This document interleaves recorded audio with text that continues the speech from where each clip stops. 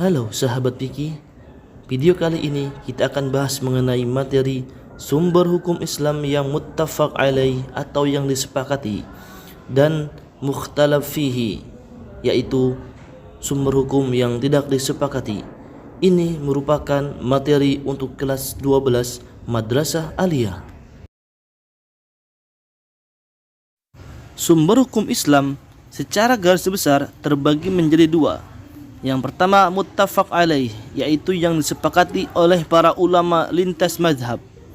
Dan yang kedua adalah mukhtalaf fihi, yaitu yang diperselisihkan atau yang tidak disepakati oleh ulama lintas mazhab. Sumber hukum Islam yang muttafaq alaih itu ada 4. Pertama Al-Quran, kedua hadis, ketiga ijma, dan yang keempat qiyas. Sedangkan sumber hukum Islam yang mukhtalaf fihi itu ada 7.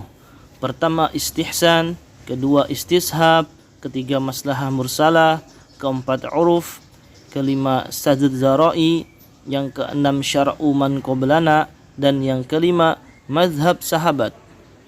Nah, pada video kali ini kita akan membahas mengenai Al-Quran.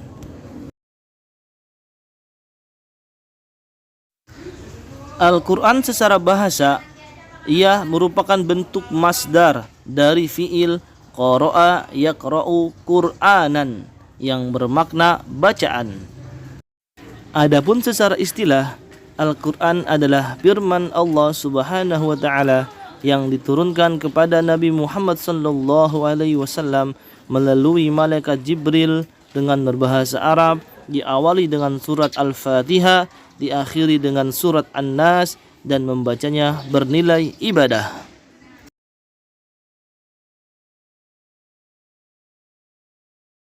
Para ulama merumuskan bahwasannya pokok isi kandungan Al-Quran itu terkait mengenai 5 hal. Pertama, mengenai akidah. Kedua, mengenai ibadah. Ketiga, mengenai janji dan ancaman. Keempat, mengenai pedoman hidup bahagia dunia dan akhirat. Dan yang kelima, mengenai kisah umat-umat terdahulu.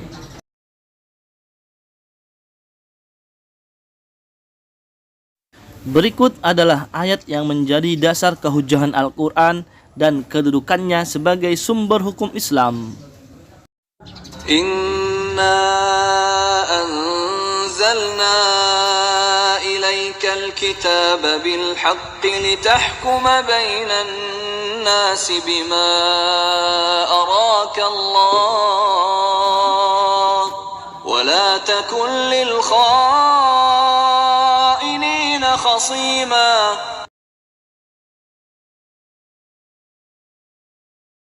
Berikutnya, pedoman Al-Quran dalam menetapkan hukum. 1. Tidak memberatkan, sebagaimana dalam firman Allah, la yukallifullahu nafsan illa wus'aha. Kedua, meminimalisir beban, sebagaimana adanya rukhsah atau keringanan dalam berbagai ibadah, seperti dalam sholat, jamak, dan qashar bagi musafir. Yang ketiga, bertahap atau berangsur-angsur.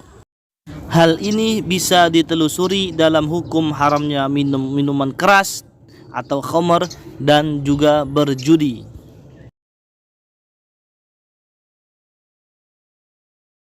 Selanjutnya, tulislah soal-soal berikut di buku tulismu, kemudian jawablah secara lisan di depan gurumu.